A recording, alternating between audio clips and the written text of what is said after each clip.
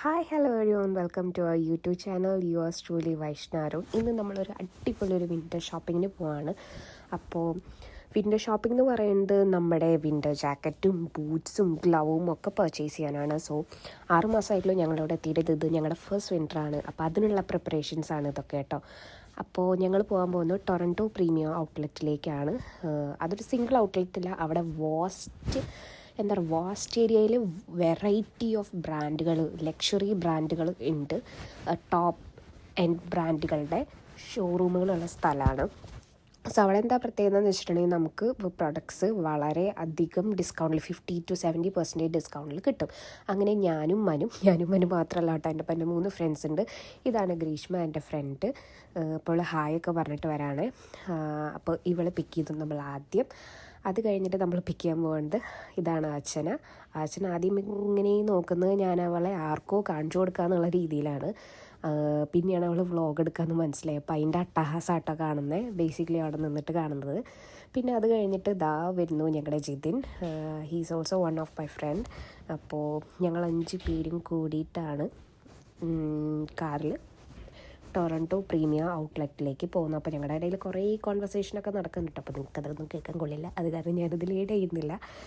And so ഇതാണ് Toronto premium outlets.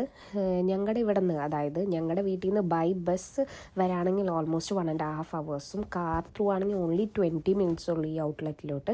അപ്പോൾ നമ്മൾ കാറെടുത്ത് ഫ്രണ്ട്സായിട്ട് ആദ്യമായിട്ട് പോകുന്നൊരു സ്ഥലം കൂടിയാണ് ഇവിടെ ടൊറൻറ്റോ പ്രീമിയം ഔട്ട്ലെറ്റിൽ. അപ്പോൾ എല്ലാവരും ഇവിടെ വന്നതിൻ്റെ ഇങ്ങനെ വല്ലപ്പോഴൊക്കെയാണ് നമ്മളിങ്ങനെ എല്ലാവരും ഒരുമിച്ച് പുറത്ത് പോകുന്നത്.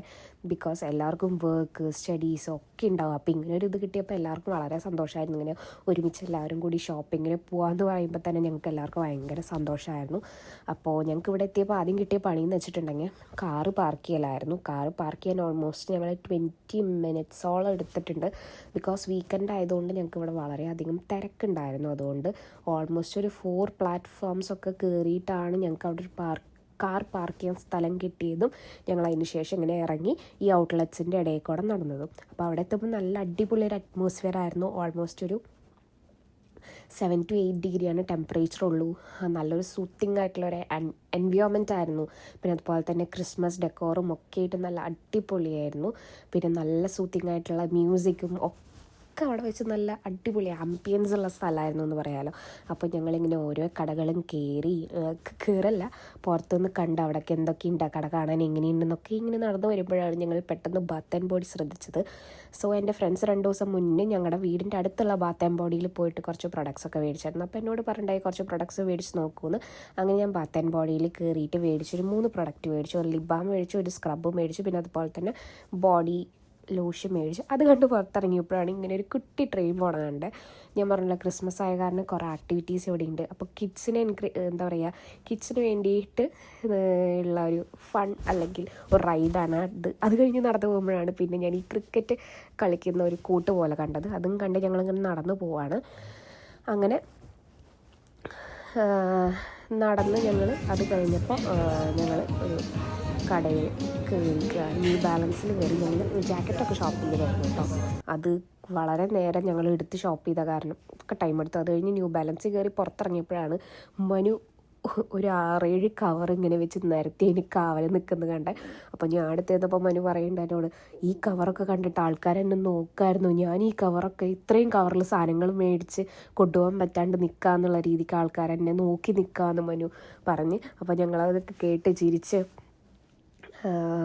അവിടെ നിന്ന് തന്നെ ഫുഡൊക്കെ കഴിച്ച് ഞങ്ങൾ തിരിച്ച് വീട്ടിലോട്ട് എല്ലാവരും കൊണ്ടാക്കി ഞങ്ങളും തിരിച്ച് വീട്ടിലോട്ട് എത്തിയിട്ടോ. അപ്പോൾ ഇതൊരു 3 കവറിൽ സാധനങ്ങൾ.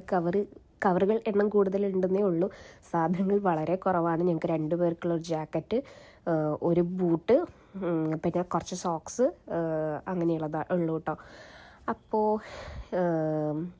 ഇത് ഞങ്ങൾക്ക് വളരെ അഫോർഡബിൾ റേറ്റിൽ comparatively when we R buying from ഇതിൻ്റെ തന്നെ വേറെ വല്ല മാളിലും അവിടെ പോയിട്ടുള്ള ഷോപ്പുകളെ മേടിക്കുന്ന കമ്പാരറ്റീവ്ലി ഒരു 50%-ലൊക്കെ